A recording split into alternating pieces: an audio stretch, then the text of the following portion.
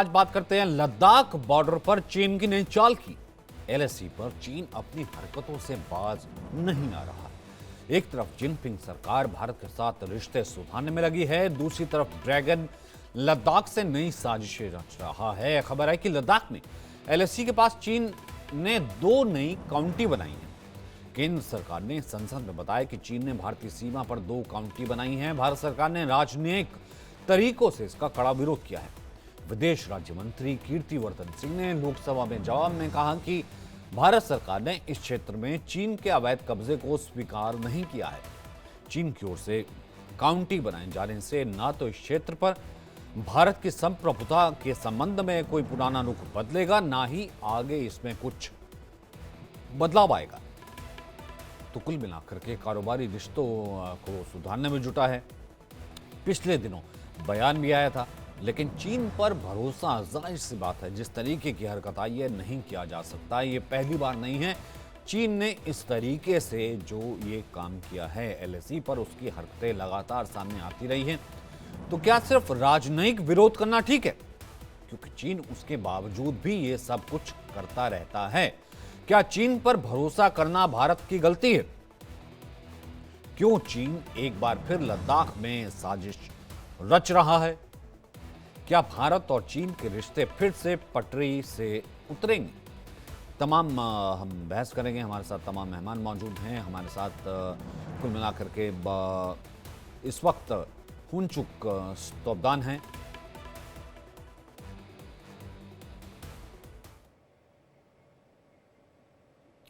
Professor B R दीपक हमारे साथ मौजूद हैं, हमारे साथ विनय सिंह मौजूद हैं जो कि राजनीतिक विश्लेषक हैं, और साथ ही साथ संजय कुलकर्णी हैं।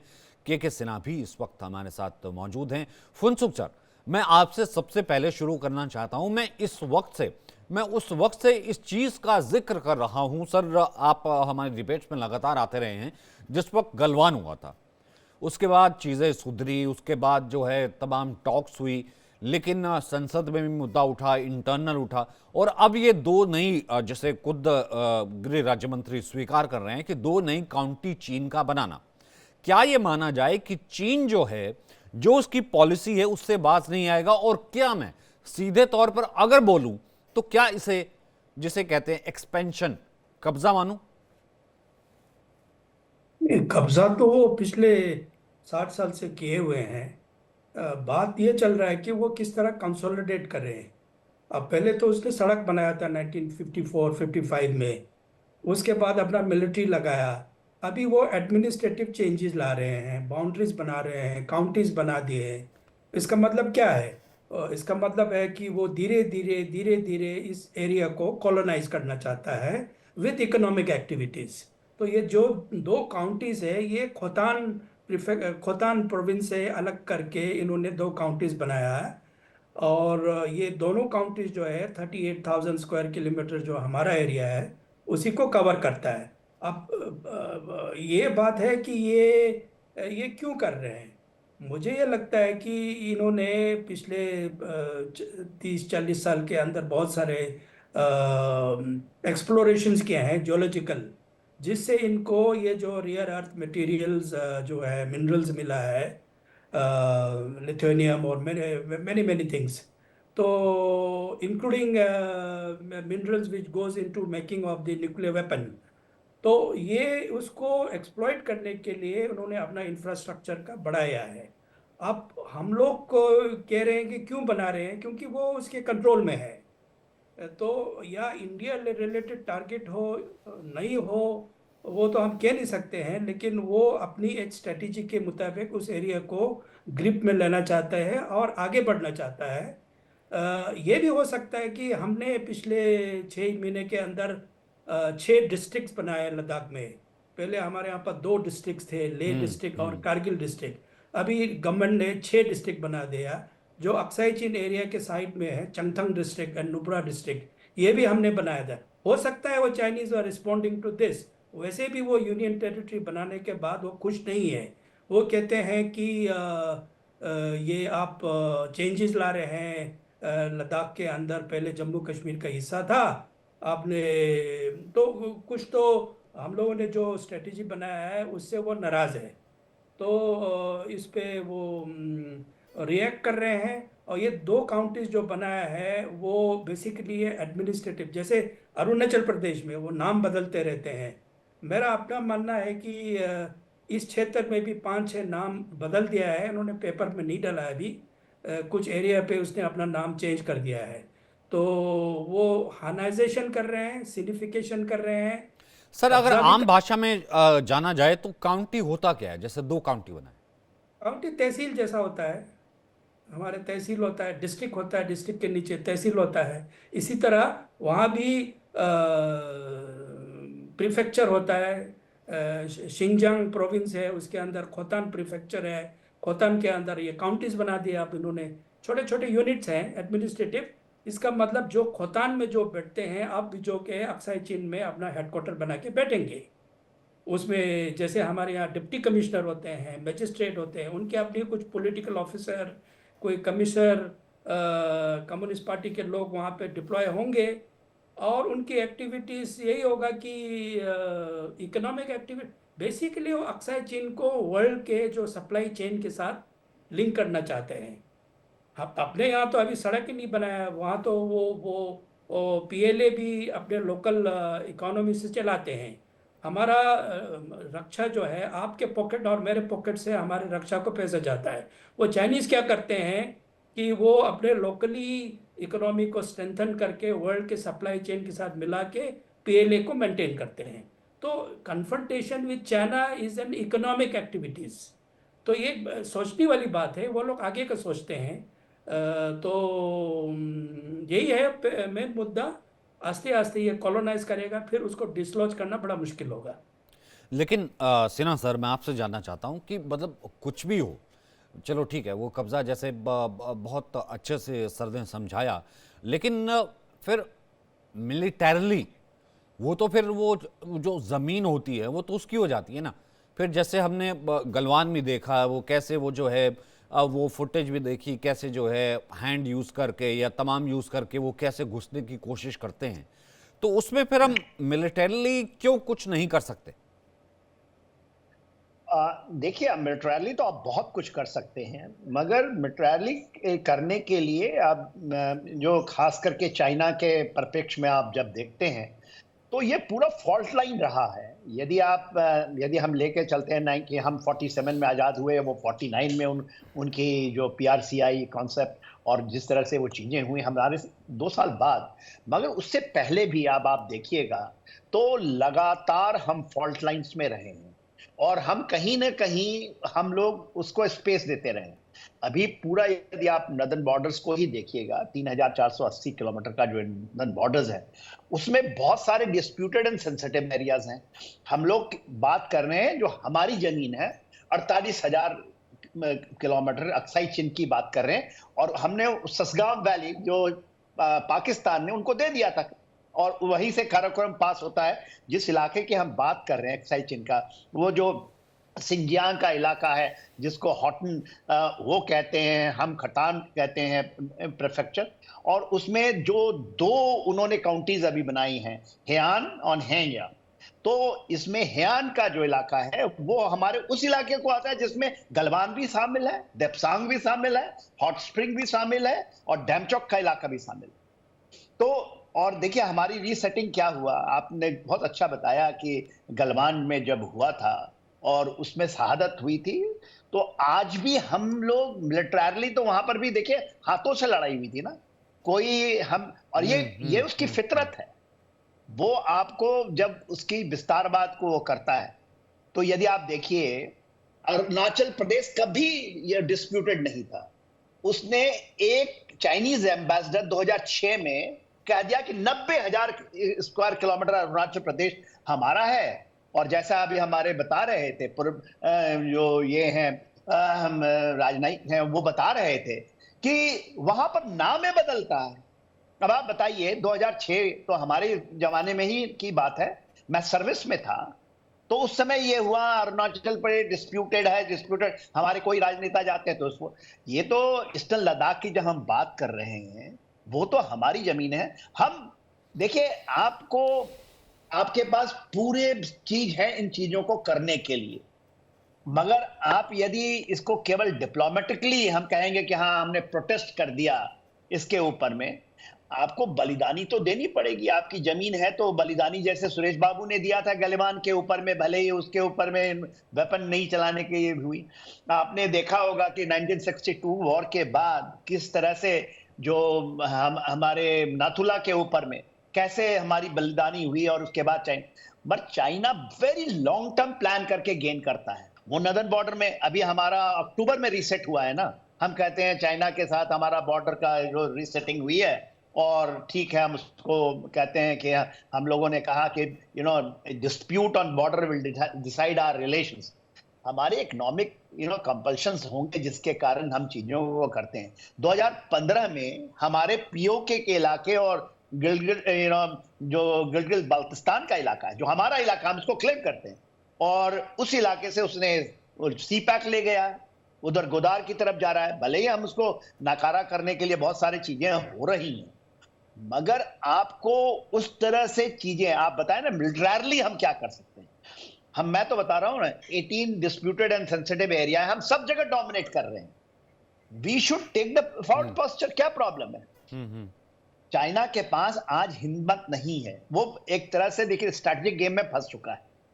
नहीं तो शी जिनपिंग ने 2015 में ही कह दिया कि हम सी पैक बना लेंगे, वो तो खत्म होने वाला है उनका।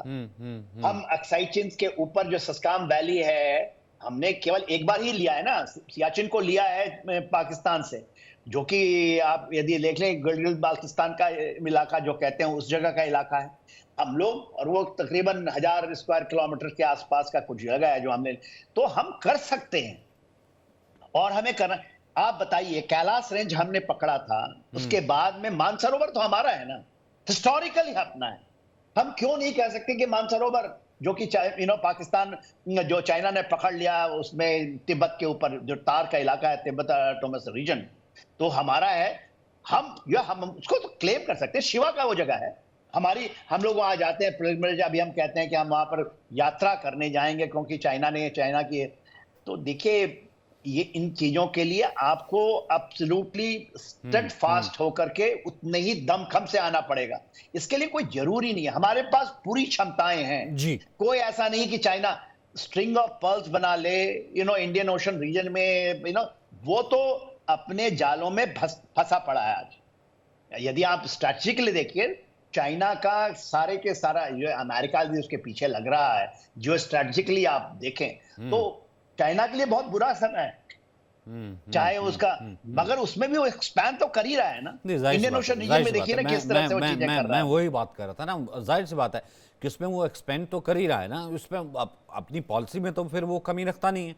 और प्रोफेसर साहब, प्रोफेसर BR दीपक भी हमारे साथ हैं, और तो प्रोफेसर साहब वो क्या वो गारंटीड लेता है कि भैया ये राजनीतिक तरीके से या राजनयिक तरीके से ही जो है अपना विरोध जताएंगे, उसके अलावा कुछ होगा नहीं, और जो उसकी पॉलिसी रही है वो उस तरीके से एक्सपेंड करता रहेगा? प्रोफेसर दीपक, देखिए, सबसे पहली बात तो ये है कि ये दिसंबर लास्ट की बात है जब उन्होंने ये 2 काउंटी बनाई वहाँ पर लद्दाख में, अक्साई चिन के क्षेत्र में। लेकिन मेरा प्रश्न है कि हम 3 महीने तक क्या कर रहे थे? क्या हम विज्ञापन दे रहे थे उनको या कुछ और कर रहे थे? और खास करके मीडिया में भी इस पर कोई ज़्यादा वार्ता भी नहीं हुई और ना कुछ चर्चा हुई। और दूसरी बात यह है कि जितना भी हमारा जो सीमा का मामला है, चाहे वो ईस्टर्न लद्दाख का हो, चाहे वो अरुणाचल का हो, चीन उसको खास करके जो अरुणाचल का क्षेत्र है उसको विवादित मानता है, और वेस्टर्न सेक्टर का भी वो विवादित मानता है, जो हम ईस्टर्न लद्दाख की बात कर रहे हैं। तो अरुणाचल की बात है, उन्होंने 2017 से लेकर के 2024 तक 62 ऐसे नए नाम दिए हैं पूरे अरुणाचल में। तो यहाँ तो पहली बार नामकरण कर रहे हैं, वो 2 काउंटी का नाम किया उन्होंने, गोपिंग और खलखांग करके। लेकिन मुद्दा ये है कि किस तरह से हमें जो अपनी जो सीमाएं हैं उसको सुरक्षित रखना है और करना है। और ख़ास करके मुझे लगता है कि पिछले कई दशकों तक हमने उसको पूरा नकारा है। जिस तरह से स्टोब्डन जी बात कर रहे थे कि 1954 में 1957 में उनकी जो रोड है अक्साई चीन रोड वो पूरी हुई थी, और उसी समय से उनका जो पूरा का पूरा ध्यान है वो है कि किस तरह से जो अभी जो लाइन ऑफ एक्चुअल कंट्रोल जिसे हम बोलते हैं कि किस तरह से उसको एक्सेसिबल बनाया जाए अपनी सेनाओं के लिए, और हमने उसको पूरा नकार दिया है। जिस तरह से मैं आपको कुछ आंकड़े देना चाहूँगा कि 2002 में बात हुई कि जो 73 सड़कें बनानी हमको पूरे के पूरे जो हमारी सीमाएं हैं, और 2020 तक सरकार की रिपोर्ट है कि सिर्फ 80% हमने उसका कार्य पूरा किया था। ये तो अच्छा है कि 2016 के बाद उसमें थोड़ी गति आई है, और 2016 से 2024 तक हमने काफ़ी पैसा खर्च किया वहाँ पर, लेकिन चीन के मुकाबले वो पैसा बहुत ही कम खर्च हुआ है। जो आंकड़े हैं सरकार के वो है कि 1.7 अरब डॉलर के आसपास हमने पैसा खर्च किया है ये जो सड़कें हैं, पुल हैं सीमाओं पर बनाने का।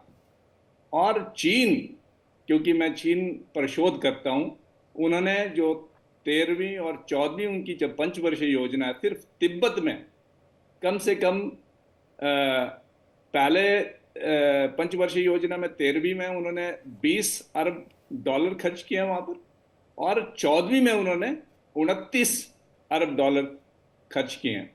तो हमने जो अब 2 अरब डॉलर भी नहीं है, और उन्होंने कहाँ ऑलमोस्ट मतलब 50 अरब डॉलर खर्च किए हैं। तो इससे पता चलता है कि उसका जो इंफ्रास्ट्रक्चर है किस लेवल में है। तो अच्छा है कि, क्योंकि अभी मैंने एक लेख लिखा था जो चीन में जो हमारी जो सीमा जो अब संरचना है उस पर उनकी क्या प्रतिक्रिया है, उससे वो काफ़ी डरे हुए हैं। जैसे अभी जो पिछले जो हमारे जो सहयोगी थे उन्होंने भी कहा था कि जिस तरह से हम जो रोड्स बना रहे हैं, इंफ्रास्ट्रक्चर बना रहे हैं, और खास करके अरुणाचल प्रदेश में जो 1700 किलोमीटर जो लंबी हम सड़क बना रहे हैं कि पूरी मैकमोन लाइन में जितने भी 1680 के लगभग जो गांव हैं, कस्बे हैं, उनको हम एक्सेसिबल बनाएंगे। तो इस तरह का कार्य हमको पहले करना चाहिए था। एक ये बहुत बड़ी भूल रही है हमारी कि हमने इस पर ज़्यादा ध्यान नहीं दिया है, और यही एक मुझे लगता है कि कारण रहेगा कि अगर हम चीन को कहीं मात दे सकते हैं, मुकाबला करेंगे, तो ये बहुत ज़रूरी है। नहीं तो फिर जो इस्लामी स्लाइसिंग है कि अपना वो जो जुरिस्डिक्शन है वो तो है ही उनका, खास करके जो ईस्टर्न लद्दाख में है, ये जो वेस्टर्न जो सेक्टर है अक्साई चीन पर है, वो जो करेगा, जैसे हम अरुणाचल में करते वो हमारे जुरिस्डिक्शन में है। तो इसलिए हमको जो सीमा से लगा हुआ जितना एरिया है उसको किस तरह से डेवलप करना चाहिए, नहीं, किस लेकिन तरह से हमने जो है कुलकर्णी सर, मैं तो कुलकर्णी ये सर बहुत आपके पास आना चाहता हूं, फिर इसी सवाल को जो है मैं फुनचुक सर के पास लेकर के जाऊंगा कि कुलकर्णी सर की एक वक्त वो भी रहा है ना कि वो वक्त भी इंडिया ने देखा है कि जिस वक्त अगर हम अपने बॉर्डर एलएसी पर, अपने हम ये कहते हैं सीमा पर अगर सड़क बनाएंगे, इंफ्रास्ट्रक्चर बनाएंगे, तो उसमें ऐसा है कि फायदा जो है वो दुश्मन उठा लेगा या चीन उठा लेगा। वो वहां पे घुसाएगा, वहां पे अपनी गाड़ियां चला देगा। हमने ये भी देखा है, वो वक्त भी देखा है। उस वक्त से लेकर के अब तक जब वो है गलवान, और उसके बाद की चीज जैसे कि सर कह रहे हैं कि अब जो है अरुणाचल में और अक्साई चीन में अब जो है हम इंफ्रास्ट्रक्चर बना रहे हैं। ठीक है, आप मिलिटरली सीधे तौर पर आके, अब वो ऐसा नहीं है कि पैसे बड़ा सीधा आप जंग लड़ लेंगे, लेकिन उसके अलावा भी सिर्फ राजनयिक नहीं, उसके अलावा भी प्रेशर टैक्टिक्स क्या हो सकते हैं सर? सचिन, सॉरी मैं थोड़ी लेट कनेक्ट हुआ आपसे। ये जो पूरा सिलसिला है, क्योंकि स्तोपदान साहब वही बैठे हैं और मैं लद्दाख में था तो मिलता रहता था स्तोपदान साहब से, कई हम लोगों की मीटिंग होती थी। मैं कह सकता हूँ कि ये बहुत पुराना हिसाब किताब है। और ये क्योंकि पुराना है, अगर हम कहें, एक तो मैकार्टने मैकडॉनल्ड लाइन है, एक जॉनसन लाइन है। हम जैसे मैकमोहन लाइन कहते हैं जो अरुणाचल प्रदेश की तरफ है। हम जब ईस्टर्न लद्दाख की बात करते हैं, ये 2 लाइनों का बार बार जिक्र होता है, मैकार्टने मैकडॉनल्ड लाइन और जॉनसन लाइन। भारत हमेशा कहता रहा जॉनसन लाइन को लेकर के, उसके ऊपर वो अड़ा रहा।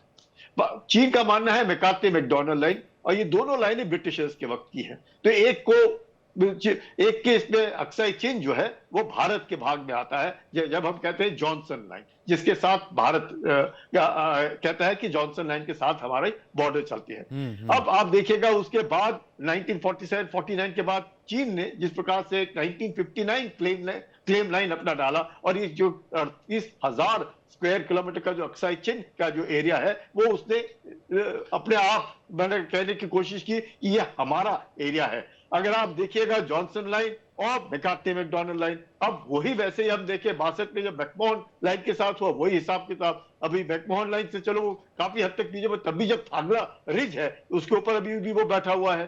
तो उसके बाद जहां पे जैसे सुमदोरंगचू हुआ, अब सुमदोरंगचू में जिस प्रकार से हम हावी हुए, और आज की तारीख में कुछ इलाका उसके पास है कुछ हमारे पास है, सुमदोरंगचू हमारे से नीचे है तो हम उसके सर के ऊपर खड़े हुए हैं तो वो नीचे है, चलो वो बात होगी।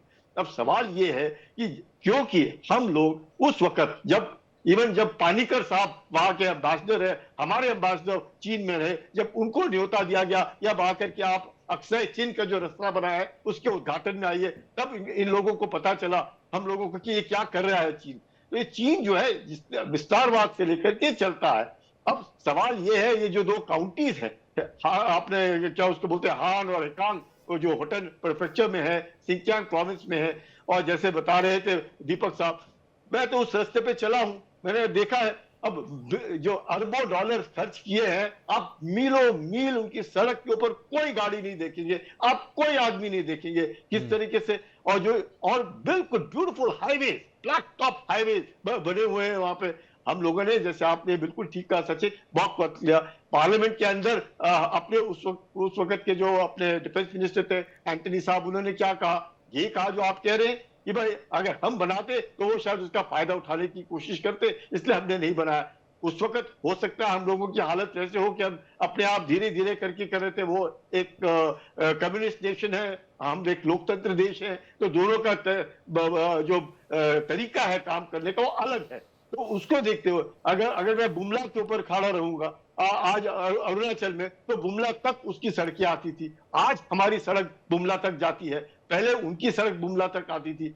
उसके बावजूद भी जो बॉर्डर पर्सनल मीटिंग कहाँ होती थी, हमारे इलाके में होती थी, और अगर हमारी सड़कें बाद में अब अच्छी सड़कें बनी है, उसी माफे का आप ईस्टर्न लद्दाख में देखिए, धीरे धीरे करके हमारी भी सड़कें अच्छी बनी है। तो ये जो है, ये हिसाब किताब चीन के साथ, चाइना ऑलवेज रिस्पेक्ट स्ट्रेंथ, ये एक बात माननी पड़ेगी। And we must also like Chinese believe in negotiating from strength, और वो स्ट्रेंथ आता है धीरे धीरे, स्ट्रेंथ आता है। Capacity building takes time, intention can change overnight. Cheen को मालूम है उसकी कैपेसिटी बिल्डिंग है, उसका जीडीपी देखिएगा आप, अगर उसका जीडीपी 18 से 19 ट्रिलियन डॉलर का जीडीपी है और हम अभी 4 ट्रिलियन डॉलर के पास पहुंचे, तो फर्क देखिएगा ना। हम जब 2% अपना जीडीपी खर्च नहीं कर पाते हैं, अपना तकरीबन 70 बिलियन डॉलर है, उसका आज की तारीख में जो बोल रहा है वो 300 बिलियन डॉलर है, चाहे अमेरिका कहता है 800 बिलियन डॉलर है। तो चीन किससे टक्कर लेने की कोशिश कर रहा है? अमेरिका से टक्कर लेने की कोशिश कर रहा है। हम पड़ोसी हैं, वक्त लगेगा, धीरे धीरे वक्त लगेगा, पर जिस प्रकार से हम लोगों ने अपने आप को संभाला है एलएसी पे, जरूर इसमें कोई शक नहीं कि चीन अब डरता है। चीन को मालूम है, क्योंकि चीन जो है हमेशा सोचता है कि अगर मैं किसी के साथ लड़ूंगा तो जीत चीन की होनी चाहिए। आज की तारीख में चीन को वो भरोसा नहीं है कि भारत के साथ अगर कुछ करेगा तो शायद उसको ना मिले, और गलवान में उसने कोशिश करने की और देख लिया उसको गलवान में क्या मिला।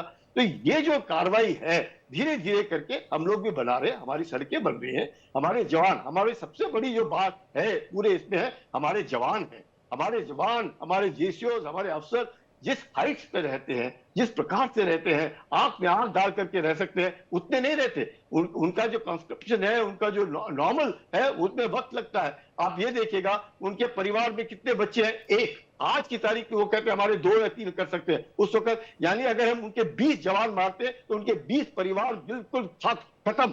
बिल्कुल खत्म, सवाल नहीं पैदा होता। हमारे यहाँ ऐसे नहीं है। वो जानता है इस बात को कि भारत जो है वो एक ऐसी मजबूत स्थिति में है, और जिस प्रकार से अभी हमारे लाइट टैंक्स हैं, बाकी हमारे नहीं, जो जाहिर सी मिलिट्री बात है ना, इक्विपमेंट है, जाहिर सी बात है, सब जाहिर कुछ सी बात है। मॉडर्नाइजेशन है, नहीं, सब जाहिर कुछ सी है। बात है, तो मतलब यही जिस कारण तरीके है से जी गलवान हाँ। हुआ था उसके बाद उसको लगा, हालांकि मैं भी जो है पेगोंग और उसके आसपास के उन एरियाज को भी मैंने देखा है और तमाम चीज़ों को कवर किया है। लेकिन फुनचोक सर, स्तोबन सर, क्योंकि वो चीन ने ये एंटिसिपेट नहीं किया था कि this is a kind of India कि जिसको मैं इस तरीके से डील करता हूँ, और फिर उसके बाद वो जो इंफ्रास्ट्रक्चर बना रहा है, वो जो कैंप बना रहा है, वो जो वहाँ पर अपनी जो आर्मी है और जो जवान हैं, वो डिप्लॉयमेंट जो है वो परमानेंट स्ट्रक्चर में भी तब्दील कर लेगा। जहाँ कभी टेंट भी नहीं होते थे उस जगह पे वो ये मानता था, इस जगह पे वो नहीं है। लेकिन India is bit change, India थोड़ा बदला है। तो उस लिहाज से मिलिटरली और दूसरे तरीके से अब मैं इसको रिलेट करता हूं कि जब पीएम, क्योंकि जाहिर सी बात है बहुत सोचा समझा और कैलकुलेटेड ही बयान होता है, जब पीएम ये कहते हैं कि हमारा कोई मतभेद नहीं है, कोई मनभेद नहीं है, हमको साथ ही चलना है, बात करके साथ चलना है, इन सब चीज़ों को इकट्ठे होकर के चीन कैसे देखता होगा, और जो पीपल्स दिल्ली जो है उसकी तारीफ भी करता है। फुनचुक सर, मैं चीन में होता तो एक चीज नजर आता है मुझे इंडिया से, ये लद्दाख में जो है मोटे मोटे तौर पे आपने पेंगोंग का जिक्र किया। South of Pangong is Tibet military district, और नॉर्थ ऑफ पेंगोंग जो है वो सिंकियांग मिलिट्री डिस्ट्रिक्ट में आता है। तो ये जो दो काउंटीज जो कह रहे हैं, ये काराकोरम सेक्टर, ये जो है शिंगजांग फ्रंट पे आता है। हमारा पूरा 60-70 जो है ये तो तिब्बत तिब्बत तिब्बत तिब्बत करते रहा। चीन को पता है ये लोग सिर्फ तिब्बत के लिए मरता है, ठीक है। अभी किसी डिस्कोर्स में अब शिंगजांग हेनान क्यों मशहूर है, ये जो अक्साई चीन का एरिया क्यों मशहूर है, क्योंकि महाराजा जम्मू कश्मीर के महाराजा ने वहां पे एक फोर्ट बनाया था शाहीदुल्ला पे। उसके बारे में हम जिक्र करते ही नहीं है। जनरल जोरावर सिंह है, उसके बारे में हम कभी टीवी पे बोलते ही नहीं है, ठीक है। याकूब बेग है जो लद्दाख के बॉर्डर को मानते हैं, उसके आप जिक्र करते नहीं है। आप सुबह से शाम तक तिब्बत तिब्बत तिब्बत करते रहते हो। तो खमी वहां पे रहा है। ये जो जो दो ऊपर का फ्रंट है जहां पे पाकिस्तान और चाइनीज दोनों है, उसके बारे में कोई चर्चा होता नहीं है। चाइनीज को पता है कि आपकी कमियां क्या, कहाँ का कमी है। इंफ्रास्ट्रक्चर तो होगा, नैरेटिव्स में प्रॉब्लम है। कोई कोई कोई इस एरिया के बारे में बात करता नहीं, सिर्फ वहां मिलिट्री खड़ा करके रखा हुआ है। तो मिलिट्री खड़ा करने से नहीं होगा। राइफल लगा के वहां बैठ लो, ठीक है, military is doing very well, but the problem ये होता है कि हमारे अपनी जो थिंकिंग स्टाइल है वो, क्योंकि वो मुस्लिम एरिया है नॉर्थ में, इसको निग्लेक्ट कर लो। क्योंकि यहाँ पे हिंदू रहते हैं तिब्बत में, तो उसी की तरह अब तिब्बत में भी हमारा क्या है, जो जनरल साहब कह रहे थे कि कैलाश मानसरोवर ये हमारा है। लेकिन एक तरफ से आप तिब्बत तिब्बत तिब्बत करते रहो, तिब्बत से क्या लेना है आपने, आपको कैलाश लेना है। कैलाश के बारे में बात करता ही नहीं कोई। तो we are confused, we don't know what we want. सिर्फ चाइना को गाली देने से कुछ नहीं होगा। आप खुद क्या कर रहे हैं। चाइना तो करेगा जो करेगा, वो अपना अक्साई चीन में करे या उधर कैलाश में करे, उसका काम है, वो करेगा, उसके पास पैसा है, ताकत है, वो करेगा। हम क्या करें। अभी सुना है कि अरुणाचल में पानी डाइवर्ट कर रहे हैं, तो हम क्या कर रहे थे। वो तो चाइनीज ने तो करना, हम रोक नहीं सकते उसको आप। तो ये चीजें है ना, डिस्कोर्स की प्रॉब्लम है। टीवी पे जब हम डिस्कस करते हैं तो रेलेवेंट चीजें डिस्कस करें ना। 1960s में क्या हुआ, सड़क नहीं बनाते थे, ये सब पुरानी हिस्ट्री हो गया। वो चाइनीज नो रोज नया नया सीखता है। अब इस एरिया में जो दो काउंटीज बनाए हैं, ये केसगम वैली के साथ लिंक है। क्यों, वहां से वो सड़क साउथ ऑफ काराकोरम दौलत बीग से सीधा केसगम वैली में लेना चाहता है। ये आइसोलेटेड नहीं है। देप्सांग में जितना भी अभी कॉन्फ्लिक्ट हुआ है, ये केसगम वैली के जो तेरम शहर है, अगर हमारे पास ताकत है तो तेरम शहर को ले लो मिलिट्रीली। छोटा सा किलोमीटर है, 45 किलोमीटर का एक ट्राई जंक्शन है। जैसे आपने क्या कहते हैं, दोकलम ट्राई जंक्शन है, इसी तरह तेरम शहर ये सियाचिन के नॉर्थ में है। वो आपने खुला छोड़ के रखा था, चाइनीज वहां आके आप सड़क बना रहे हैं आगिल हिल पे। तो ये जो अक्साई चीन में जो हो रहा है वो आइसोलेटेड नहीं, ये पाकिस्तान के साथ लिंक है। तो इसीलिए वो हमारे डिस्कोर्स में ना लोगों को बताते हैं, ना डिस्कस करते हैं, ना कोई एनालिसिस होता है। वह सिर्फ रोज तिब्बत करते रहते। तिब्बत से क्या मिलेगा आपको। तिब्बत पर तो वेल पॉपुलेटेड है, हिमालयन रीजन पर अरुणाचल से लेकर लद्दाख तक पॉपुलेशन रहते हैं, हम डिफेंड कर लेंगे। लेकिन ये एरिया सिर्फ स्नो है, माउंटेन है, पीक्स है, वैलीज है, जैसे आपने देखा उधर गलवान में। तो ये खाली जगह है, एम्प्टी एरिया है, उस पर ध्यान देने की। अच्छा है कि सरकार अभी सड़क बना रहे हैं, एयरपोर्ट बना रहे हैं, हेलीपैड बना रहे हैं, लेकिन पब्लिक के डिस्कोर्स में रोज लाना चाहिए। अब ये बताइए, Khotan, Khotan is a Sanskrit word of Gausthan. Gausthan को खोतान कहते हैं। ये हमारा एक टाउन था, एक एक्सटेंडेड इंडिया था। गौस्थान संस्कृत है ये, लेकिन हमारे लोगों को कुछ पता ही नहीं है गौस्थान क्या चीज़ है। इसी तरह कशगर है, यरकंद है, ये सारा अपने जो द्रविडियन पीपुल फ्रॉम अमरावती, 40 वहाँ पे टाउन थे सिंकियांग में, जिसकी जो प्रीस्ट, जो अभी पशुपतिनाथ नेपाल में कौन जाता है, नीचे साउथ इंडिया से जाते हैं, इसी तरह यहाँ भी साउथ इंडिया के लोग वहाँ पे प्रीस्ट जाते थे सिंकियांग में। तो इसी तरह जो हमारे थिंकिंग में बस एक पकड़ के बैठा हुआ है कोई कोई करके, जोरावर सिंह के बारे में बात नहीं करते हैं, याकूब बेग के बात नहीं करते हैं। तो ये अक्साई चीन कितने लोग जाते हैं बताए, कोई कोई एक किताब भी नहीं है आजकल यहाँ हमारे यहाँ पे, अखबारों में कभी भी कॉलम नहीं आता है, कहीं एडिटोरियल नहीं आता है। तो ये बड़ी मुद्दा है, बाकी छोटे मोटे चीजें डिस्कस हो सकता है। अच्छा, ऐसा क्यों है? मैं वही कह रहा हूँ ना विनय जी, आपको इंक्लूड करता हूँ, आप क्योंकि लेट से जुड़े हैं।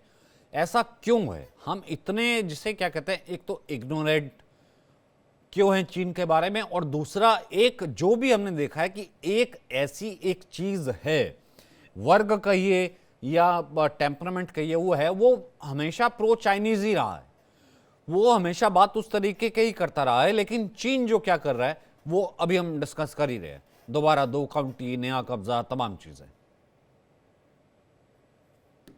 जी, अब तिब्बत की बात आई, हमको नहीं लगता है कि तिब्बत को लेकर के हमारा एक लेवल, मतलब हमारा कोई इंटरफेरेंस भी है। बस यही है कि अब उसको अच्छाई कहिए या एक संस्कारों का बैगेज कहिए कि कोई रेफ्यूज मांगने आया और तिब्बतियंस हमारे यहाँ रेफ्यूजी के नाते रह रहे हैं, लेकिन बहुत कोई प्रोएक्टिव हमारा कोई इंटरफेरेंस है तिब्बत को लेकर के, मुझे नहीं लगता है कि ऐसी स्थिति है। दूसरा, कई बार कॉन्फ्लिक्ट्स की स्थिति आई है, पिछले 1 दशक से हम लगातार देख रहे हैं, और उसको लेकर के इंटरनेशनल मीडिया में भी, भारत में भी 2 तरह की बातें आती हैं। कभी खबरें छुपाने की बात आती हैं, तो कभी एक, और सबसे चिंताजनक बात यह है कि यहाँ एक बड़ा पॉलिटिकल तबका ऐसा है जो कि चाइनीज लाइन को टो करता है, प्रोपेगेंडा के नाते भी वो चाइनीज लाइन को टो करता है और हमेशा। लेकिन अंत यही हुआ है कि एक रेजोल्यूशन निकलता है, और कई बार तो ऐसा हुआ है कि चाइना ने खुद बैक ट्रैक किया है। अभी हाल फिलहाल में ही एक ऐसी घटना देखने को मिली है, कुछ दिन पहले ही, कुछ महीने पहले ही। दूसरा है कि गलवान वैली हो, ठीक है, स्ट्रैटेजिक लोकेशन है हमारे लिए, वैसे हम मानते हैं कि पूरा का पूरा बॉर्डर ही एक स्ट्रैटेजिक लोकेशन है, उसमें नो कॉम्प्रोमाइजिंग निश्चित रूप से ये सरकार है। और एक बात और आ रही है कि पुरानी बातों को क्यों उभारा जा रहा है, या पुरानी बातों की चर्चा क्यों की जा रही है।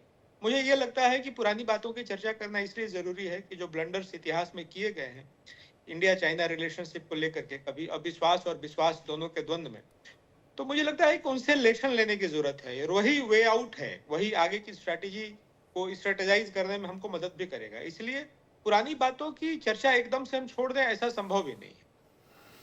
मुझे फिर लग रहा है कि ये जो एक नई बात आई है, इसका एक बहुत एक ढंग से रेजोल्यूशन निकलेगा, और ये कॉन्फ्लिक्ट जो है, और मुझे लगता है कि ये कंफ्यूजन के नाते भी कई बार कॉन्फ्लिक्ट होता है, ये दूर हो गया। जैसे कि पिछले 10 सालों में कई बार ऐसी एक स्थिति आई है और उससे हम बाहर निकले हैं। तीसरी बात है कि दुनिया में कई सारी चीजें हैं कि आप देख रहे होंगे कि दुनिया में बड़े बदलाव हर देशों में हो रहे हैं, और ऐसे स्थिति में जब भारत ये कह रहा है 2 युद्धरत देशों को कि युद्ध नहीं बुद्ध उपाय है, तो हम आ रहा अपने पड़ोसी के साथ, ठीक है, हम युद्ध के लिए कमजोर नहीं है, हम किसी को ये कतई मैसेज नहीं देना चाहते हैं कि हम कमजोर हैं, लेकिन निश्चित रूप से कि कोई हमारे तरफ से ऐसा बड़बोलापन या बहुत कोई स्ट्रैटेजिक ब्लंडर या कोई इंस्टिगेशन नहीं होना चाहिए कि बातचीत की गुंजाइश जो बनी भी है वो खत्म हो जाए। मुझे लगता है कि बातचीत से इसका रेजोल्यूशन निकल जाएगा। हम निश्चित रूप से आज इस बात को डिबेट कर रहे हैं, लेकिन मुझे लगता है कि आने वाले 2-4 दिनों में देखिएगा कि इसका एक बहुत ढंग से रेजोल्यूशन निकलेगा। नहीं, ठीक है, कीर्तिवर्धन सिंह ने तो ये कह ही दिया, लेकिन प्रोफेसर दीपक, आपको लगता है कि बातचीत की भाषा चीन समझता है? नहीं, बातचीत तो बनाए रखनी चाहिए, क्योंकि जैसा हम देखते हैं कि जो पेट्रोलिंग अरेंजमेंट हुआ है वो बातचीत के माध्यम से ही हुआ है। नहीं तो 4.5 साल का तनाव था, और जिस तरह से भी बात हुई कि चीन जो मैकडोनल्ड लाइन है उसके पक्ष में, लेकिन मुझे लगता है उसके पक्ष में चीन बिल्कुल नहीं है, क्योंकि वो मैकडोनल्ड लाइन से बहुत आगे जो वेस्ट की तरफ आ गया है। और जिस तरह से हम देखते हैं कि जो वाई जंक्शन में जहाँ उन्होंने अपनी पोस्ट लगाई थी, बिल्कुल बर्से से 36 किलोमीटर का जो एरिया है ईस्ट की तरफ, तो उसने तो हमारी पूरी की पूरी जो एक्सेस है देपसंग में हो गया, फिर नीचे छादिंग नाला में हो गया, पूरी बंद करके रखी थी। तो इसीलिए जो उसकी जो क्लेम लाइन है, जो 62 की क्लेम लाइन है, वो तो वो मानता है, मुझे लगता है वो उससे भी आगे आने की कोशिश करेगा, क्योंकि जिस तरह से हम देखते हैं कि जो हमारा वेस्टर्न सेक्टर है उसमें कई लाइनें बन चुकी हैं, और वो हमेशा हमारी तरफ आती रही हैं शुरू से लेकर के अब तक। और क्योंकि मैं चीन का अध्ययन करता हूँ, जो चीन भारत के ऊपर पर लिखते रहते हैं, चाहे उनके थिंक टैंक्स हो या फिर दूसरे विशेषज्ञ हो, वो तो पूरे लद्दाख को विवादित क्षेत्र मानते हैं आज की डेट में, और ये बोलते हैं कि चीन ने कभी भी लद्दाख को भारत का हिस्सा नहीं माना है। तो इसलिए ये सिर्फ जो ईस्टर्न लद्दाख है या फिर जो जो काउंटीज उन्होंने बनाई है, जैसे स्टबरन जी बोलते, एक तो शाहिदुल्ला के पास प्रीफेक्चर में बनाई है, तो ये सिलसिला चलता रहेगा। इसलिए हमें एक तो जो अपनी जो सैन्य क्षमता है उसको बिल्कुल सुदृढ़ करना चाहिए, उसमें कोई भी ढील नहीं देनी चाहिए। और दूसरा जो हमारे जो इंफ्रास्ट्रक्चर है, जो हमारी जो सीमा संरचना है, उसको बिल्कुल दुरुस्त करना होगा, और खासकर जो हमारी सेना है उसके जो उपकरण है, किस तरह से जो हथियार है उनके पास, उसका नवीनीकरण करना है, मॉडर्नाइजेशन उसका सेना का करना है। और मुझे लगता है कि खास करके जिस तरह से भारत में एक बड़ी जो सामरिक संरचना है उसकी ज़रूरत है पार्लियामेंट में उसको बहस करने की, जिसको नेशनल सिक्योरिटी स्ट्रेटजी बोलते हैं अंग्रेजी में। ऐसा एक पत्र आना चाहिए ताकि जो हम जैसे जो विशेषज्ञ हैं, फिर सेना हो या फिर जो आम लोग हैं, उसकी चर्चा करें, और एक बार जब नीति बन जाती है तो फिर चाहे कोई भी सरकार आए उसको फिर बदलना नहीं चाहिए। तो ये बहुत ही ज़रूरी है देश के लिए। और ये खास करके जो हमारा जो आगे का रोड मैप है कि यहाँ से जैसे अमृतकाल हम बोल रहे हैं कि 47 तक उसके क्या क्या पड़ाव होने चाहिए, तो ये उसमें पूरी तरह से डिफाइन करना चाहिए। जो क्रिटिकल मिनरल्स है उसमें हमारी क्या नीति होनी चाहिए, डिफेंस एक्सपेंडिचर उसमें हमारी क्या नीति होनी चाहिए, और तमाम जैसे जो वाटर से लेकर के। मैं इसी सवाल को अपने दोनों जनरल्स के पास लेकर के जाता हूं, वो कुलकर्णी सर के पास और सेना सर के पास। सेना सर, सबसे पहले आपसे शुरू करता हूं। हाइपोथेटिकली सही, ठीक है, हम हर तरह की सिचुएशन के लिए देखते हैं, करते हैं। अब वर्ल्ड सिनेरियो क्या चल रहा है, ट्रंप आए हैं, चीन सबसे बड़ा दुश्मन, इकोनॉमिकली तोड़ना है, उधर 50-60 बिलियन का नुकसान, और अफ्रीका में बढ़ता चीन, तमाम चीज़ें। अब एशिया सब कॉन्टिनेंट में चीन कभी नहीं चाहेगा कि भारत जो है वो तीसरी सबसे बड़ी इकॉनमी, तीसरी सबसे बड़ी ताकत बन जाए। अब ऐसे में हाइपोथेटिकली ही सही, मिलिटरली क्या दोनों कन्फ्रंट, क्या दोनों आमने सामने आ सकते हैं इस वक्त जिस तरीके की रिजीम है, जिस तरीके की चीजें चल रही हैं? सिन्हा सर आप पहले, फिर कुलकर्णी सर। देखिए सचिन, मेरा ये मानना है कि चीन किसी के साथ करे या ना करे, ताइवान ले या ना ले, इंडो पैसिफिक में वो 9 डैश लाइन के ऊपर में अपनी जो साउथ चाइना सी को बोलता है हमारी सी, वो करे या ना करे, भारत के साथ तो आपका होगा ही। यदि आप इसको ठंडे बस्तर में डालेंगे, हम रहें या ना रहें, आप रहें या ना रहें, ये होगा। देखिए, बहुत अच्छी बात पोंचुम साहब कह रहे थे कि देखिए बैटल ऑफ नैरेटिव है, और battle of narrative he China करता है, उसमें हम बहुत पीछे हैं। हम जमीन पे क्या करते हैं वो जवानों की बलिदानी के अलावा और कुछ नहीं करते। मगर जो बात अभी है, आप ये बताइए, उसने तो एक 9 डैश लाइन बनाया, और देखिए किस तरह से उसका एवरी स्मॉल नेशन उसको नकारा करने के लिए वहां पर चीजों को करते हैं। चाइना को मैंने आपको बताया, अरुणाचल प्रदेश 90,000 स्क्वायर किलोमीटर, वो पहले नहीं था उसके नैरेटिव में। उसने नैरेटिव डाला 2006 में, और कोई लिखित नहीं। उसने केवल उसके चाइनीज एम्बेसडर ने दिल्ली में बोल दिया ये 90,000 किलोमीटर, और हम उसी की लड़ाई लड़ते हैं आज, केवल उसी को नकारा करते हैं। आप बताइए, नेपाल ने लिपू लेक, काला पानी, लिम्पियाधोरा का एक नैरेटिव ले आया कि ये इलाका नेपाल का है, हम उसकी लड़ाई, कैटोग्राफी की लड़ाई लड़ते हैं। हम उसमें भी यदि एग्रेसिव नहीं होंगे, और मैं हमारे राजनीतिक साहब से बड़ा मैं इंप्रेस हुआ हूं आज के डिबेट में, क्यों नहीं हम क्यों केवल ये कहते हैं कि हम उसके, चाइना एक करता है गांव को बनाता है, हम भी गांव को बनाते हैं, वो ये करता है तो हम भी यही करते हैं। हम ऑलवेज इन रिएक्टिव मोड में हैं।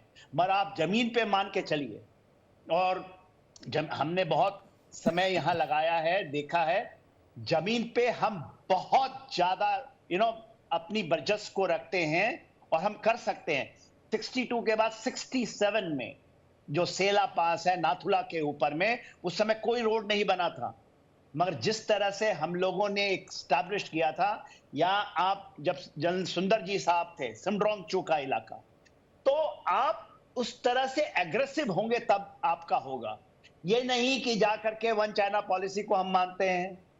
हमारी रीसेटिंग, आप रीसेट करें, ठीक है, हम उनके साथ अपना ट्रेड भी करेंगे। ट्रेड वॉर तो अमेरिका भी कर रहा है ना, टैरिफ वॉर चला रहा है, और उसका सबसे बड़ा एडवर्सरी है वो ट्रम्प साहब ये कह देते हैं कि आइए आपको, हम दोनों को आप हमारे ऊपर छोड़ दीजिए, हम ये कह देंगे, हम कहते हैं तो बायलैटरली आपने जो सवाल किया है सियाचिन, कि क्या भारत और ये सीजिंग रहे ना रहे, हमने 5 अगस्त 2019 में पार्लियामेंट में एक बात चल रहा था, और हमारे होम मिनिस्टर साहब ने कहा था पीओके हमारा है, और जब हम पीओके कहते हैं तो अक्साई चिन्ह भी हमारा है, ये एक नाम लिया था।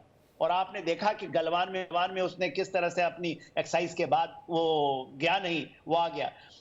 आपका रिस्पॉन्स वो केवल आपकी बातों को देता है। आप 90,000 स्क्वायर किलोमीटर की हम लड़ाइयां लड़ रहे हैं, एक चाइनीज एम्बेसडर ने कह दिया, हम हम क्यों नहीं कह सकते? फिर से मैं बुलाता हूं, मानसरोवर हमारा शिव की जगह है भाई हमारे। यदि हम पत्थर लेके भी जाएंगे ना, तो मानसरोवर के ऊपर में हमारा, कैलाश छोड़कर हम आ गए। आप अपने चीजों को, मेरी बात शायद थोड़ी अटपटी लगे आपको, या लगे कि ये इथोपियन नहीं है, this is the way things are done. आप देखिए ना, रशिया यूक्रेन उसी का हिस्सा होता था, रशिया का हिस्सा होता था, साथ रहते थे।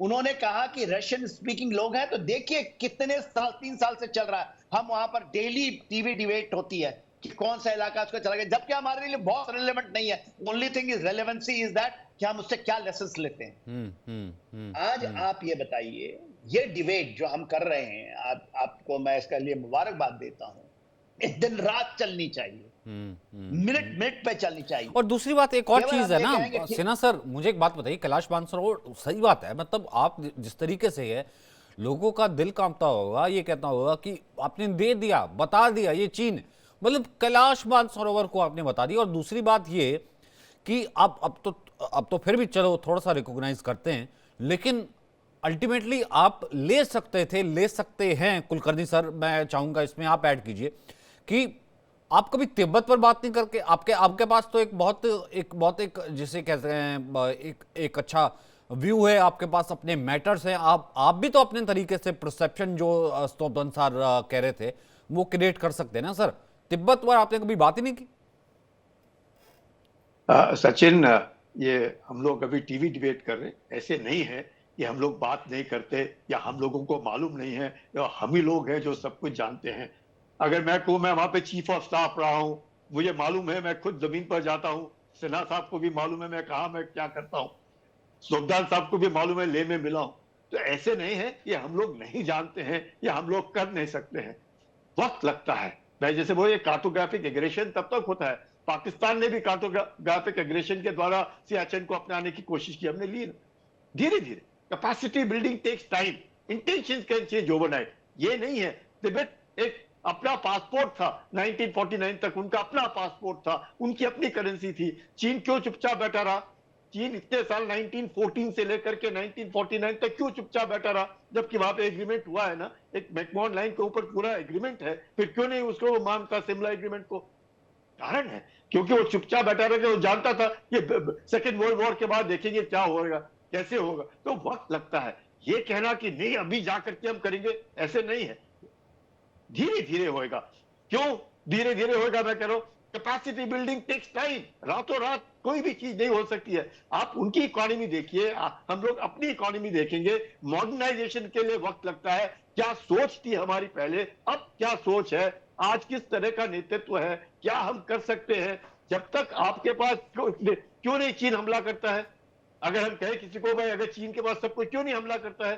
चीन को मालूम है उसकी हद, उसको भी मालूम है, हमें भी हमारी हदें मालूम है। तो ये जो चीजें हैं ये हम लोग सार्वजनिक तौर पर डिस्कस नहीं कर सकते हैं, लेकिन ये सोचना कि शायद हमारे जो कूटनीतिक वाले हैं वो जानते नहीं है, या सरकार जो है वो निकम्मी है, या हम ही लोग हैं जो हम सब कुछ कर सकते हैं, वो नहीं कह ऐसे रहा, नहीं है। लेकिन चीन तो इतने में अपना काम कर देता है ना सर। सचिन, चीन क्यों करता है? जिसके पास पैसा है उसके पास लंबा डंडा है, तो जिसके पास लंबा डंडा है वो कहीं ना कहीं प्रेशर टैक्टिस करता रहता है। हमारे पास अभी धीरे धीरे आएगा तो हम भी इस्तेमाल करेंगे, हम भी उसके ऊपर प्रेशर डालने की कोशिश करेंगे। क्यों नहीं करता?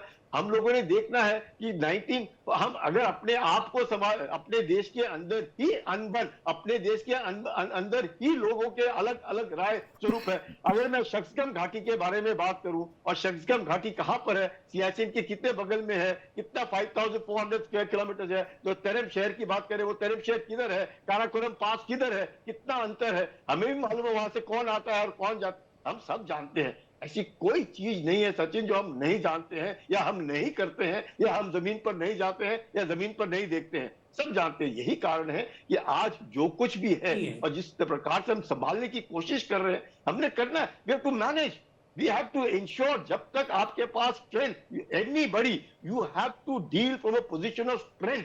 यू कैन नॉट डील कि मेरे पास इतना है मैं करूं। आपको मालूम है, मैं आपको क्या बताया मैंने, कि चीन किसके साथ लड़ने की कोशिश कर रहा है? अमेरिका के साथ लड़ने की कोशिश कर रहा है। और आपका पड़ोसी है, अगर आपका पड़ोसी है और चीन अमेरिका के साथ लड़ने की कोशिश कर रहा है, आप देख रहे हैं उसके पास क्या है, अपने पास क्या है, तो वक्त लगेगा। अगर आज चीन हल्ला ले, नेरेटिव्स क्या, नेरेटिव्स की बात करें, हमें क्या मालूम नहीं है? जितने साहब आज पैनल में बैठे हैं और बाकी को हमें मालूम नहीं तिब्बत में क्या है, क्या हम गए नहीं पेंगांगसो में, क्या हम गए नहीं कैलाश रेंज में, क्या हमें मालूम नहीं देपसांग क्या है, देमचौक क्या है, या डीबीओ क्या है, या काराकोरम पास क्या है, सब मालूम है। ऐसी कोई चीज नहीं है जो हम लोगों को मालूम नहीं है, हम करते नहीं है। हम तो रो क्यों रहे हो फिर? रो क्यों रहे हैं फिर?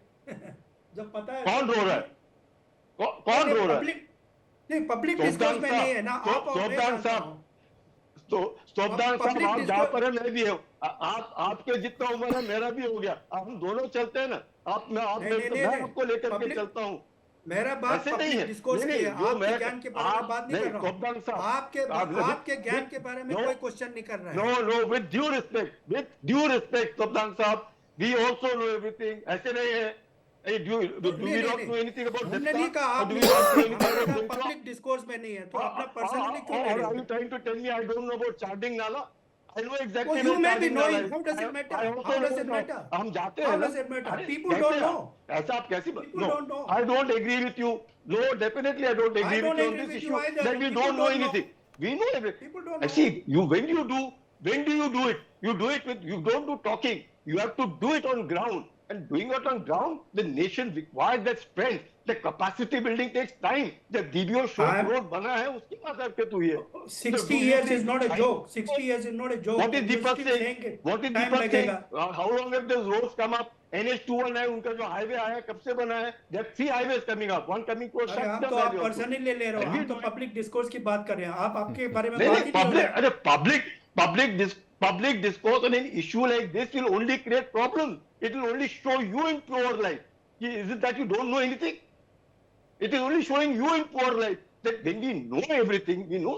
See, you have to grant diplomacy, you have to grant military. It's way of dealing things. Everything is to be dealt. If I start saying anything about, say, Shaksgam Valley, you are talking about what valley? Dharamshire Glacier. Let's go. I've been on Dharamshire Glacier. I know where exactly it is. Let's go and walk towards Karakoram Pass and I'll tell you where it is. I am not doubting your knowledge. I'm not I'm not No. even discussing your knowledge. I'm talking on ground. I'm not talking. I'm talking on ground. Nobody knows. I hope you Nobody know knows that. Dharamshahar. No, I hope you I know that. think That is what I'm 99% of our population do not know. 99% That's okay. people do not know Dharamshahar. Why It is do not they in our need to know? discourse. Why do they? Huh? Again and again, why do they need to know? It is whose job it is, they must do it. Why should they need to know? If I tell Like them you want something to like know Deepak about is Ukraine, talking, like you want Huh? to know about everything, you should It's know okay. about your problem. no, definitely, I agree with you that we should know, but it is नहीं, true, लेकिन there are Kulkarni साहब, certain चीन का things पता which लग you जाता must है, not know. हमारा ऐसा नहीं है कि हमारा सिर्फ आप और मैं जानूं। हमारा नहीं, तोपदान साहब, चीन लड़ाई- का पता लग जाता है, हमारा हमारे को नहीं पता लगता कि चीन ने तो आके नहीं, कब्जा कर देखो, लिया, हमारे को नहीं पता स- लगता। सचिन एक आदमी सचिन लड़ाई आप करेगा अपने क्या? Only अपना people जो who know है only they will ऐसे fight. ओपन इसमें नहीं बात कर सकते हैं। चंद एक चीजें होती हैं 1.3 जो billion चंद people do मालूम not know. हम लोग इधर जो आज बैठे हैं हम सब ज्ञानी हैं। सिन्हा साहब को भी उतना मालूम है, दीपक को भी उतना मालूम है, तोपदान साहब को भी मालूम है, सबको मालूम है। ऐसे कुछ नहीं हम लोग मालूम नहीं है। हम लोग तो जमीन पर चलने वाले लोग हैं, हमें भी मालूम है मेरे पास क्या है, हमारे पास भी उनके पास क्या है वो भी मालूम है। ठीक है, ऐसे सिन्हा नहीं साहब। कैलाश माफ कीजिए, में हमें इधर कुछ है पता नहीं है, और- हमें कुछ पता नहीं है, सिर्फ आप ही को पता है बस। सिन्हा नहीं, साहब, हमें तो कुछ पता ही नहीं है, हमें तो कुछ पता ही नहीं है। तोपदान साहब, जब हम मैं with कुछ due point respect, of view कह रहा हूँ, आपको allow क्या प्रॉब्लम है? When I am हाँ जी। saying certain things, why you contradicting? I am just saying people No, I'm do not not know. contradicting it. I'm saying we would not want to discuss certain issues ठीक like है, this Sinha in sir, public. Sinha sir, You Sinha- are Who trying are to- you अच्छा, to कुछ say नहीं, that? Who are you trying to Who are you convey? to Sinha- say Sinha that? Sir- We cannot Sinha sir discuss? कुछ add Are करना you the चाह रहे Prime हैं। Minister of India? हाँ मैं Who- मैं who is- who is मैं saying- एक चीज ऐड who करना defines चाहता हूँ। देखिए national interest? कुलकर्णी साहब का established he is a veteran of a highest order. Siachen आज हमारे पास है तो उसमें इनका बहुत बड़ा योगदान है, लोग नहीं जानते हैं मगर जानना चाहिए। मेरे ख्याल से he is a hero of Siachen glacier, only area which we have taken offensively. वो एक चीज बात विद ड्यू रिस्पेक्ट, मैं इनका एडीजी था, my DG in front directorate.